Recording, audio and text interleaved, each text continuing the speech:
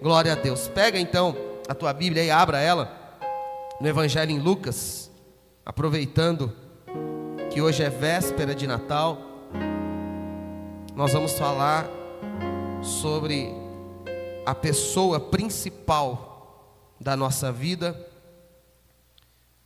o sentido de nós celebrarmos essa data, que é o nosso Senhor Jesus Cristo. Amém?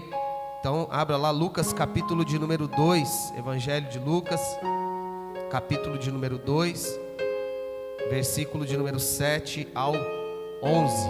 Amém? Lucas capítulo 2, versículo 7, nós vamos ler aqui até o versículo de número 11. Mantenha a sua Bíblia aberta, seu celular aí, se você estiver usando o aplicativo da Bíblia, mantenha ele na sua mão, que nós vamos meditar, passear na palavra de Deus. Vamos ver muitas passagens aqui, porque o Senhor, Ele quer nos ensinar através da sua palavra poderosa. Amém? Evangelho de Lucas capítulo 2, versículo 7 ao versículo 11. Quem achou, diga amém. Glória a Deus. Se não achou, não tem Bíblia, vai aparecer na tela para você acompanhar. Amém? Lucas 2, versos 7 ao 11. Diz assim: Então Maria deu à luz a seu filho primogênito, enfaixou o menino e o deitou numa manjedoura, porque não havia lugar para eles na hospedaria. Havia naquela mesma região pastores que viviam nos campos e guardavam os seus rebanhos durante as vigílias da noite. E um anjo do Senhor desceu aonde eles estavam, e a glória do Senhor brilhou ao redor deles, e ficaram tomados de grande temor. O anjo, porém, lhes disse: Não tenham medo, estou aqui para lhes trazer boa nova de grande alegria, que será para todo o povo. É que hoje, na cidade de Davi, lhes nasceu o Salvador, que é Cristo, o Senhor. Versículo 10 e 11 de novo. 10 e 11. O anjo, porém, lhes disse: Não tenham medo, estou aqui para lhes trazer boa nova de grande alegria, que será para todo o povo. É que hoje, na cidade de Davi, lhes nasceu o Salvador, que é Cristo, o Senhor. Amém? Feche os teus olhos aí. Senhor, aqui nós estamos na tua presença, na tua casa, te louvamos, te adoramos neste lugar. Sabemos que o Senhor é o único digno de toda honra, glória e louvor. Não há outros deuses, não há outros senhores, não há nada que se compare a ti. E como igreja, pela tua palavra, nós reconhecemos que o Senhor é o único Deus. Nós te louvamos, nós te adoramos, nós te agradecemos por tudo. Senhor, fala aos nossos corações. Espírito Santo, trabalha sobre cada um de nós nessa manhã. Nós precisamos, Pai, da tua palavra. Nós entendemos a necessidade que temos de ouvi-la, de vivê-la, Pai, do modo como ela foi deixada, através do teu Espírito Santo. Ministra os nossos corações, fala com cada um de nós. Nós estamos aqui para ouvir, receber e viver essa novidade, essa palavra, Senhor, poderosa, que é, Senhor Jesus, aquilo que o Senhor nos deixou. Então, Pai, estamos aqui rendidos, nos rendemos à tua presença, nos rendemos à tua palavra. Fala, transforma, trabalha, age de uma maneira sobrenatural nessa manhã sobre as nossas vidas. É o que nós pedimos e agradecemos em nome de Jesus. E você pode dizer amém? Glória a Deus. Irmãos, hoje é dia 24, de dezembro. Amanhã, dia 25, nós celebramos o Natal, uma data que foi colocada, como o Adriel falou no início, Se for pesquisar, não tem um dia preciso do nascimento de Jesus, mas nós celebramos, essa data, culturalmente foi colocado dia 25 de dezembro, simbolizando ali essa data, o nascimento de Jesus. E eu creio que o importante não é a data, não é ter a precisão no dia que ele nasceu, na hora. Não, é saber que ele nasceu. É saber que nós não celebramos uma data, nós celebramos uma pessoa, a pessoa de Jesus. A nossa alegria, a nossa celebração, o motivo de nós nos alegrarmos, festejarmos, é de saber que o nosso Salvador nasceu, que aquele que nos alcançou, aquele que mudou a nossa vida, aquele que é o único que pode gerar salvação para as nossas vidas, é o Senhor Jesus. E essa data nós celebramos a pessoa de Jesus, celebramos o nascimento. É óbvio que nós temos alguns costumes, é óbvio que nós passamos em família, é óbvio que tudo isso é um momento de muita alegria, é um momento de muito prazer ali estarmos reunidos, mas não podemos perder o foco em saber, ter a convicção do que nós estamos celebrando. Nós estamos celebrando o nascimento daquele que veio para nos salvar, para nos resgatar. Então o Natal para nós, ele tem esse significado, né? Nós temos a certeza de que Jesus nasceu, e ele nasceu com um propósito. Repita comigo assim: Jesus nasceu com um propósito. Jesus, ele nasceu para um propósito. E qual é o propósito? Por que Jesus nasceu? Porque nós então celebramos essa data, né? Todo dia nasce alguém, todo dia uma pessoa nasce, mas o nascimento de Jesus, ele é único, porque o nascimento de Jesus é o Deus soberano, poderoso, se fazendo carne, habitando entre nós para nos resgatar, para nos salvar do pecado. O tema que eu coloquei nessa mensagem é: só Jesus tem o que eu preciso. Você pode olhar para alguém e falar assim para ela: só Jesus tem o que você precisa. Só Jesus tem o que você precisa, meu irmão. E olha que a gente já nasce precisando, a gente já nasce necessitado, irmão. Quando a gente nasce, você necessita de oxigênio, você precisa de ar. Quando você nasce, você precisa de alimento ali, seja ele aquele alimento ali que já é preparado para um recém-nascido, né? Que aos poucos ele vai mudando, mas você nasce precisando daquilo. Nós já nascemos necessitados, precisamos de cuidado. Ninguém nasce e já sai sozinho vivendo a vida. Alguém cuidou de você, alguém te ajudou no teu crescimento, no seu desenvolvimento. Então o ser humano por si só, ele já nasce precisando de algo. Só que o que nós precisamos entender, saber e gravar no nosso coração é que todo ser humano, independente da raça, da cor, da condição, do intelecto, da família que ele tem ou que ele nasceu, todos nós nascemos e precisamos de salvação. Olha para alguém do teu lado e fala assim: não existe nenhum ser humano. Vocês estão devagar hoje, hein? Eu sei que tem pouca gente, mas olha e fala assim: não existe nenhum ser humano que não precise ser salvo. Não importa a condição financeira que ele nasceu, não importa a família estruturada a qual ele foi gerado, não importa qual hospital lá que ele nasceu, se é um particular, se é pago, se teve luxo, se não teve, ou se é uma pessoa necessitada, uma pessoa simples, uma família simples, independente da condição, independente da estrutura familiar, a estrutura do lugar, todos nós nascemos, todo ser humano nasce necessitando de salvação. Amém? Então, por que Jesus veio? Por que Jesus nasceu? Por que nós celebramos essa data? Porque Jesus nasceu com o propósito de nos salvar, de resgatar a nossa vida do pecado, de resgatar a nossa vida da situação que nós já nascemos. Nós já nascemos debaixo do pecado, nós já nascemos sob o pecado, não tem jeito. A partir do momento que Adão e Eva pecaram, Deus fez eles perfeitos, e tudo que eles gerassem seria perfeito.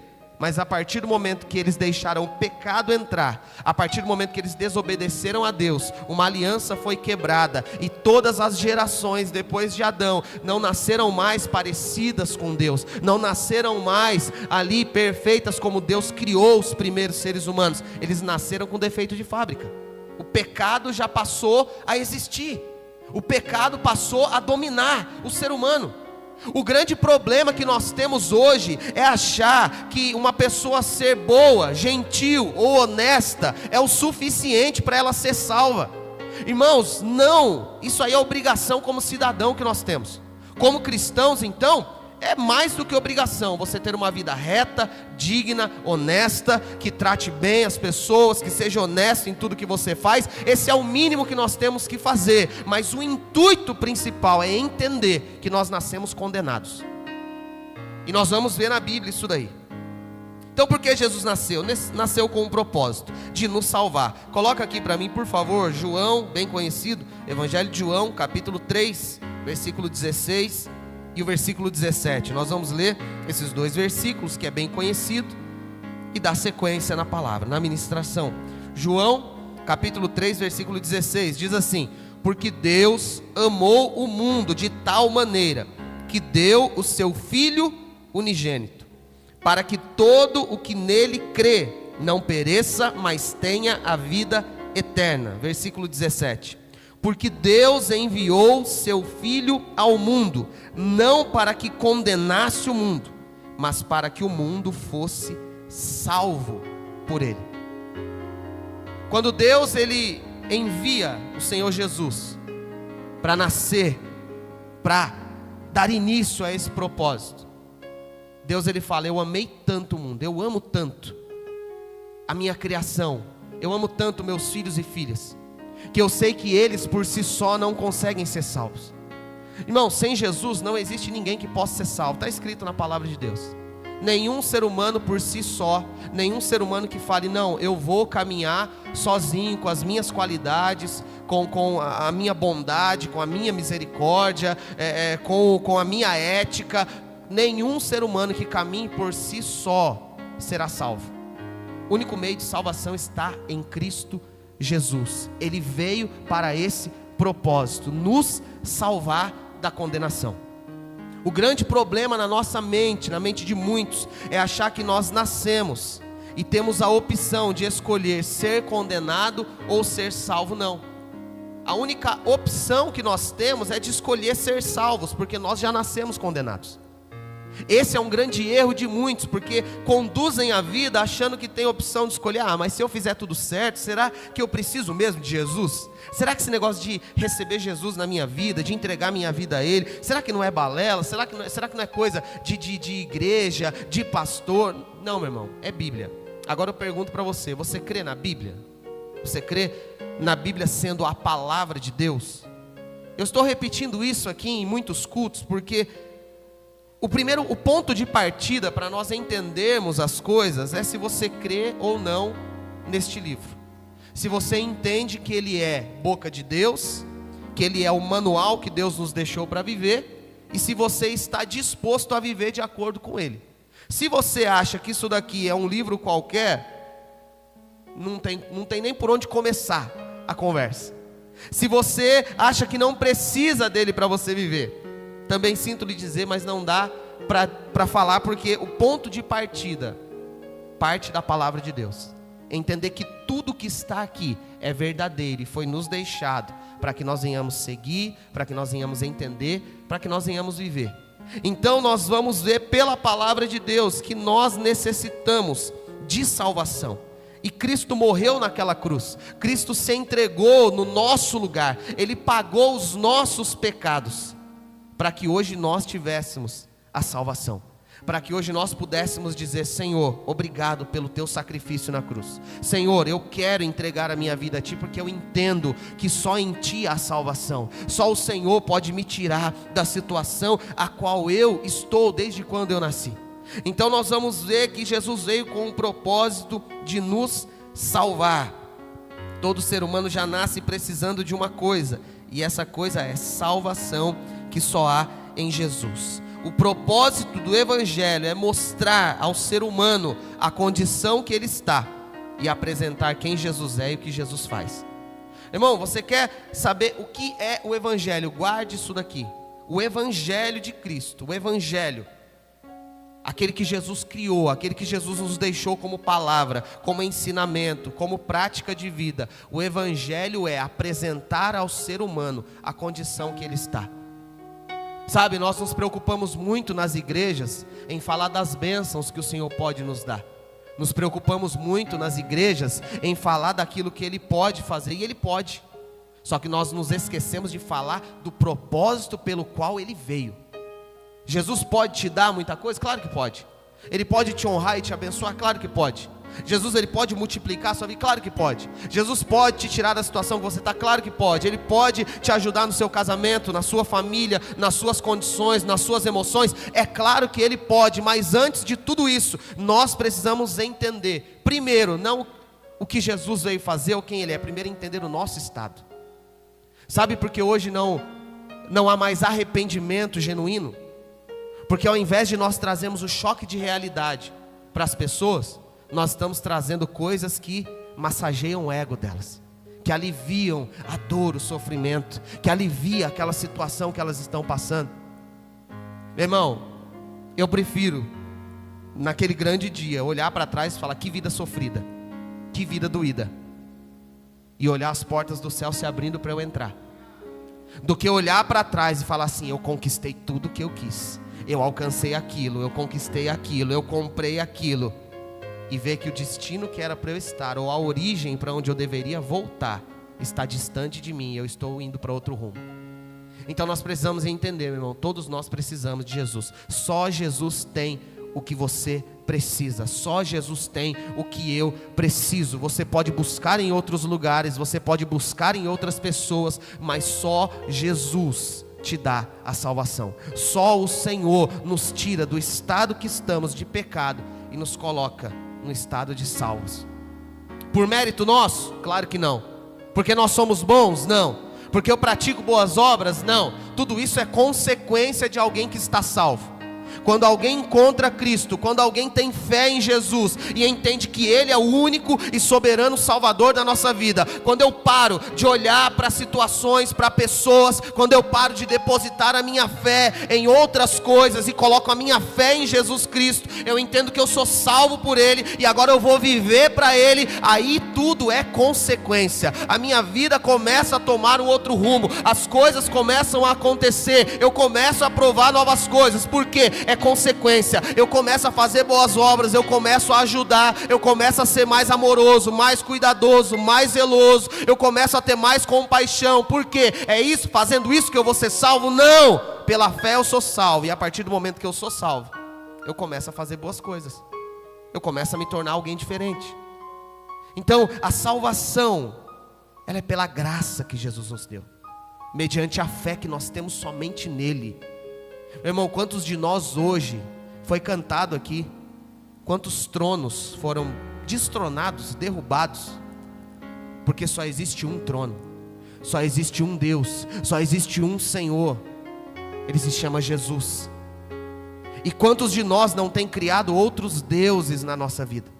Quantos de nós, o nosso Deus é o dinheiro? Quantos de nós, o nosso Deus é o sucesso pessoal? Quantos de nós, o nosso Deus é a fama? Quantos de nós, o nosso Deus é uma pessoa aqui natural? É uma coisa, é um trabalho, é um recurso? Quantos de nós não temos colocado outros deuses na nossa vida?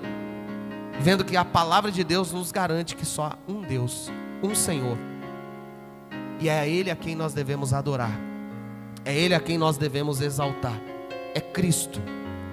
Não estamos aqui para falar de religião. Religião é a tentativa do homem se religar a Deus, por estar separado dele. Evangelho é Deus, pela sua misericórdia, ligando o homem a Ele, pela sua vontade, pela sua bondade, pela sua misericórdia. Então abra aqui agora para a gente ver, entender. O propósito do Evangelho é mostrar ao ser humano a condição que ele está e apresentar quem Jesus é e o que Ele fez. Romanos, nós vamos ver claramente tudo isso. Romanos capítulo 3, versículo 23. Acompanhe aqui com a gente. Romanos capítulo 3, versículo 23. Fala da condição do ser humano. Diz assim: pois todos, repita comigo, todos. Pois todos pecaram e carecem da glória de Deus. Essa é a condição do ser humano. Todos, não está dizendo alguns, não está dizendo os maus, não está dizendo aqueles, não está dizendo todos. Isso aqui está colocando toda a humanidade, todo ser humano. Todos pecaram e carecem da glória de Deus. Romanos capítulo 5, versículo de número 1, coloca aqui. Romanos capítulo 5, versículo 1 diz assim: Justificados, pois, mediante a fé, temos paz com Deus, por meio de nosso Senhor Jesus Cristo. Ou seja, só há paz com Deus mediante a nossa fé em Cristo Jesus. Irmão, nós desenhamos para a sociedade, para as pessoas, somente o lado, que a gente quer mostrar de Deus, o lado amor. A gente só fala disso. É claro que Deus é amor, nós lemos aqui, Ele amou o mundo de tal maneira que entregou o único filho dele, por amor de nós, morreu na cruz por mim e por você, um filho puro, perfeito, sem pecado, foi colocado naquela situação para pagar o meu e o seu pecado. Pessoas ruins, pessoas que praticam o mal, pessoas que pisam na bola o tempo todo, somos eu e você. Então Jesus ama, Deus ama, é óbvio que ama. Deus é amor, é óbvio que Deus é amor, a palavra diz isso. Mas nós nos esquecemos de apresentar o Deus justiça para as pessoas. Nós nos esquecemos muitas vezes, ou às vezes não queremos esse lado, porque esse lado não ganha fama. Falar que Deus é justo, que haverá julgamento, falar que Deus está irado com o pecado, ninguém quer falar. Porque quem quer voltar? Se eu falar, Deus te ama, Ele vai dar tudo o que você quer, é óbvio que muitas pessoas vão falar, meu Deus, que palavra boa, eu vou lá porque Deus me ama, Ele vai dar tudo o que eu quero. Agora, se eu mostrar o outro lado da moeda, que é o Deus justo, que fala, aqueles que estiverem em pecado, eu não vou poupar. Irmão, entenda uma coisa, Deus nos ama, mas Ele odeia o pecado. Deus ama a minha vida e a sua, mas Ele odeia o pecado. E sabe o que Deus vai enxergar no grande dia, no dia do juízo? Ele vai enxergar se você está em Cristo, tentando a todo custo manter uma vida de fidelidade, de submissão a Ele, para que Cristo te salve naquele grande dia, para que pela sua fé em Cristo, a cada deslize que você dá, você se reconcilia, você pede perdão, você volta atrás, você fala, Senhor, eu errei, eu pequei, eu me distanciei, eu me afastei, me perdoa, eu creio que o Senhor é meu Salvador, eu estou aqui rendido aos teus pés, eu me humilho na tua presença. Ou as pessoas que vão olhar e falar assim, não, Deus é amor. Que é isso? Você acha que Deus está ligando? Um negocinho desse que eu faço, é um pecadinho, não, é uma coisinha pequena. Meu irmão, não tem coisa pequena.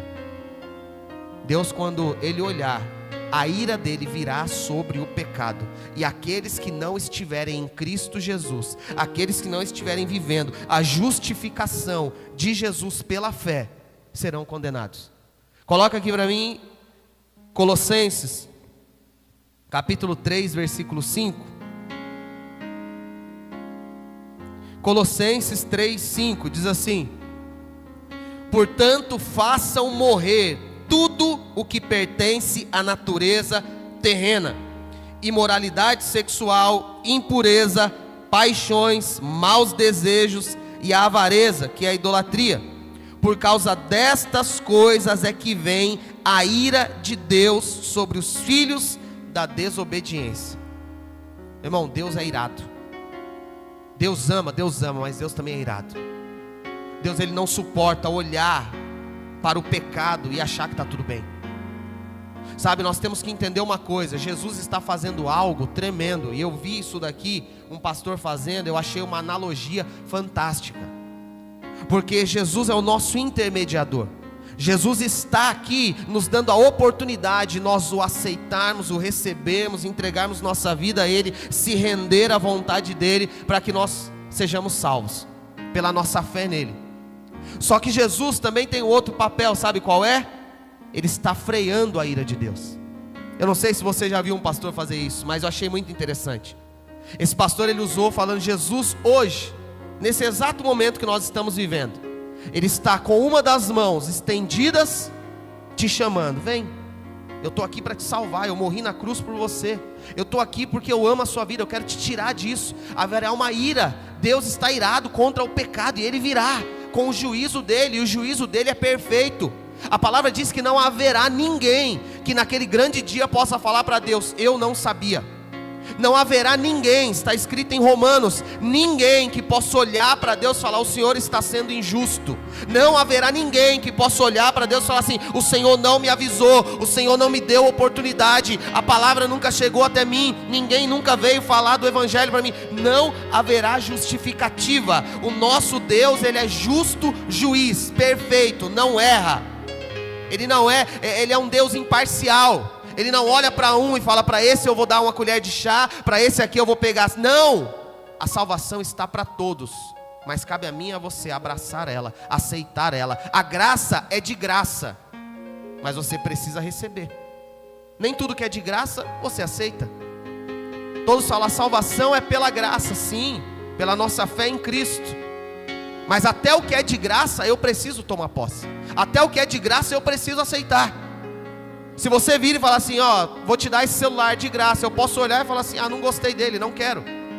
Porque até o que é de graça vai depender se eu quero receber ou não.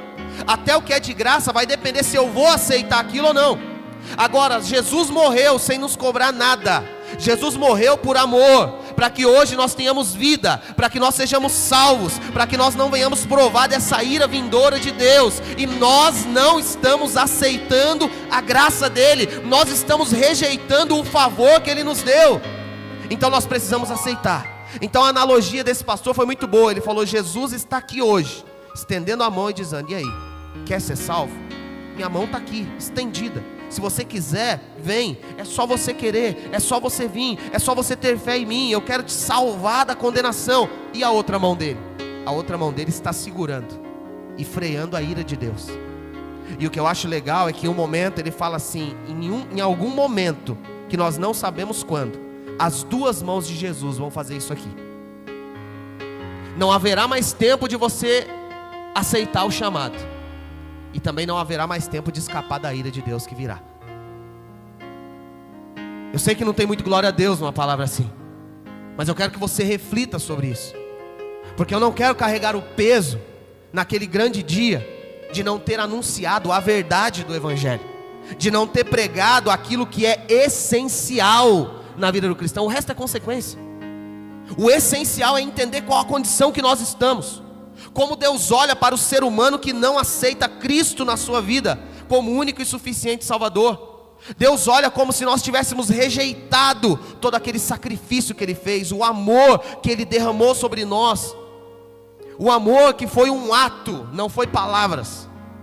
Deus não falou: eu amo vocês e ficou por isso. Deus não falou: eu amo a igreja e ficou por isso. Não, Ele falou: eu amo tanto que eu vou dar o meu filho, que ele vai morrer na cruz, que ele vai ser chicoteado, ele vai apanhar, ele vai ser humilhado, ele vai ser zombado, escarnecido, ele vai ficar naquela cruz por um período de tempo, a qual vai faltar ar para ele, e ele ainda assim não vai entregar a vida dele, até o momento que ele, por vontade própria, entregue a vida. Mas Jesus sofreu, ele pagou o preço que era para eu e você pagarmos. Agora a pergunta é: você vai aceitar essa graça ou não? Você vai colocar a sua fé em Cristo e entender que você está, eu estou, nós estamos condenados sem Ele? Somente através dele a salvação. E que nesse final de ano nós venhamos refletir em como nós estamos com Ele. Quem é o nosso Deus? Quem é o Senhor da nossa vida? A quem nós temos depositado a nossa fé? Quem nós temos colocado a nossa confiança? O nosso coração está em quem? Meu irmão, só Jesus tem o que você precisa. Só Jesus tem o que você precisa. Romanos capítulo 5, versículo 10, concluir essa parte, esse raciocínio. Romanos 5, 10 e 11 diz assim, ó: porque se nós, quando inimigos, fomos reconciliados com Deus mediante a morte de seu Filho, muito mais estando já reconciliados, seremos salvos pela sua vida. E não apenas isto, mas também nos gloriamos em Deus por meio do nosso Senhor Jesus Cristo, mediante o qual recebemos agora a reconciliação. Romanos 8, versículo 1, coloca aí. Romanos 8, versículo 1. Agora, pois, já não existe nenhuma condenação para os que estão em Cristo Jesus. Irmão, a partir do momento que você entende quem é Jesus, o porquê que Ele veio, o propósito dEle, salvar a minha vida e a sua. Quando nós entregamos a nossa vida a Ele, quando a nossa fé está nele, quando Ele é o nosso Senhor, quando nós falamos, eu entendo que o Senhor é o único que pode salvar. Eu entendo que não há homem, não há mulher, não há pessoa, não há pastor, não há quem seja que possa nos salvar, somente Cristo. Quando nós entendemos isso e entregamos a nossa vida a Ele, a palavra diz: nenhuma condenação há para aqueles que estão em Cristo Jesus. Nenhuma condenação há para o mundo todo? Não. Nenhuma condenação há para aqueles que estão em Cristo Jesus. É necessário estar nele, é necessário aceitar Ele, é necessário reconhecer Ele como Salvador. Romanos 10, versículo 9 e 10, diz assim: se com a boca você confessar Jesus como Senhor, e em seu coração crer que Deus o ressuscitou dentre os mortos, você será salvo. Porque com o coração se crê para a justiça, e com a boca se confessa para a salvação. Nós precisamos confessar: Tu és o meu Senhor. Nós precisamos confessar: Tu és o meu Salvador. E o nosso coração precisa crer. Sabe, a fé verdadeira, ela não vem das palavras, ela vem do coração. A fé verdadeira não vem se você falou para mim assim: pastor, eu creio em Cristo Jesus, amém, eu vou ficar muito feliz de ouvir isso. Mas quem conhece de fato se a tua fé está nele ou não, é aquele que conhece o nosso coração, aquele que sonda o nosso interior. E nós precisamos, irmãos, urgente rever a nossa vida. Precisamos urgente fazer um check-up da nossa vida. A melhor coisa, o que a gente faz todo final de ano? Uma retrospectiva, né? A gente olha as coisas que deram certo, as que não deram. A gente projeta coisas novas para o outro ano. Bênção, é necessário? É. Importante? É. Mas espiritualmente é muito mais. Olhe para a sua vida e veja que tipo de cristão você foi em 2023. Olhe para a sua vida e veja como está a sua fé nesse ano que se passou. A sua fé estava em quem? O seu coração é de quem? É isso que nós precisamos olhar. Irmão, a pessoa que você tem que cuidar antes de qualquer uma outra é você. É importante cuidarmos dos outros? É. É importante como marido eu cuidar da minha esposa? É. Como esposa cuidar do marido? É. Como pai, como mãe cuidar dos filhos? É. Como filhos cuidar dos pais? É. Como igreja cuidarmos uns dos outros como irmãos? É. Mas o mais importante é você aprender a cuidar de você. Porque às vezes você pode estar ajudando muita gente a se salvar e você esteja se perdendo. Você esteja em uma situação de condenação. Então olhe um pouco mais para você, não com egoísmo, mas uma análise para que você olhe para a sua vida e veja: como está a minha vida com Deus? Será que Jesus realmente é meu Senhor? Será que a minha fé está nele mesmo? Será que eu entreguei a minha vida de fato para Ele? Nós precisamos voltar a esse ponto de partida. Amém? Para finalizar, quando nós recebemos o Senhor Jesus na nossa vida, sabendo que só Ele, pode fazer, só Ele sabe aquilo que nós precisamos. Quando nós o recebemos, irmãos, além do principal que é a salvação, Ele tem muito mais para nos dar. É consequência, sim, é segundo plano, mas Ele tem muito mais para fazer por nós. Sabe, eu não sei o que você tem pedido ou precisado.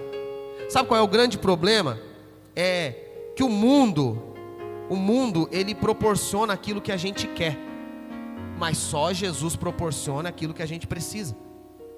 Sabe, porque muitas vezes você pede, sabe, porque muitas vezes você clama, porque você quer experimentar as coisas que Deus pode fazer e você não consegue.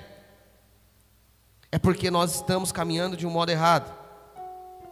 Entender que Jesus salva é o ponto principal. Entender que eu dependo dele, preciso dele, para isso é o ponto principal. Mas nós também podemos olhar e saber que Jesus tem aquilo que nós precisamos. Ele tem tudo, Ele é tudo. Você entende que você não precisa de mais nada quando você tem Jesus? Você aprende a lidar com todas as situações quando você tem Jesus. Você aprende a passar por todas as situações quando você tem Jesus.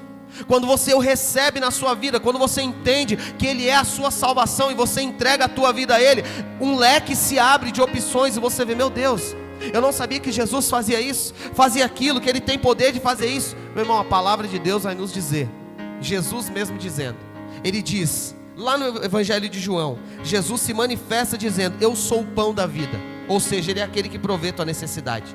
Jesus diz, eu sou a luz do mundo, Ele ilumina o seu caminho. Jesus disse, eu sou a porta, ou seja, Ele é o acesso que você precisa. Ele disse, eu sou o bom pastor, é aquele que cuida da tua vida. Ele disse, eu sou a videira verdadeira, Ele é a alegria que você precisa. Ele disse, eu sou a ressurreição e a vida, ou seja, Ele é eterno. A morte não é o fim para nós, a morte é o começo. Jesus disse, eu sou o caminho, a verdade e a vida. Caminho para você que está perdido, Ele é verdade para você que está sendo enganado, Ele é vida para você que está morto espiritualmente, Ele é tudo que você precisa. Meu irmão, está na hora de nós olharmos e entender que em Jesus há toda a suficiência para nós vivermos. Em Jesus há tudo que nós precisamos, além da salvação, de ter morrido na cruz por nós. Quando nós olhamos para o Evangelho, nós vamos ver um Jesus que se manifesta, cuidando, suprindo, ajudando, abençoando. Jesus entrou em várias casas e todas as casas que Ele entrou, Ele trouxe algo para ela. Nós vamos ver Jesus entrando em uma casa onde havia um casamento, Ele trouxe transformação, Ele trouxe alegria. Ele entrou na casa de Pedro, Ele trouxe cura. Ele entrou na casa de Levi, Ele trouxe perdão. Ele entrou na casa de Marta e Maria, Ele trouxe instrução. Ele entrou na casa de Jairo, Ele trouxe vida. Ele entrou na casa lá em Emaús, Ele trouxe visão. Ele entrou na casa de Zaqueu, trouxe salvação. Ele entrou na casa de Simão e trouxe unção. Aonde Jesus entra, Ele carrega algo precioso para derramar sobre aqueles que o recebem. Aonde Jesus chega, algo muda, algo é transformado. Aonde Jesus chega, algo novo tem que acontecer. Por que que nós, na caminhada, temos perdido o real valor de quem Ele é no nosso coração? Porque na nossa caminhada está valendo mais uma quantia, porque na nossa caminhada está valendo mais uma pessoa, um ente, uma paixão, porque na nossa caminhada está valendo mais um cargo, uma posição, do que aquele que tem tudo para nos dar.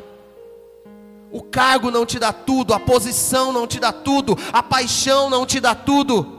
Só quem pode te dar tudo é Jesus. Só quem sabe o que você precisa e necessita é Jesus. Então busque Jesus, busque Ele para a sua vida, para o teu coração, para o teu casamento, para o teu lar, para a tua família. Busque Jesus, coloque Jesus, aceite, receba Jesus, viva Jesus na tua vida.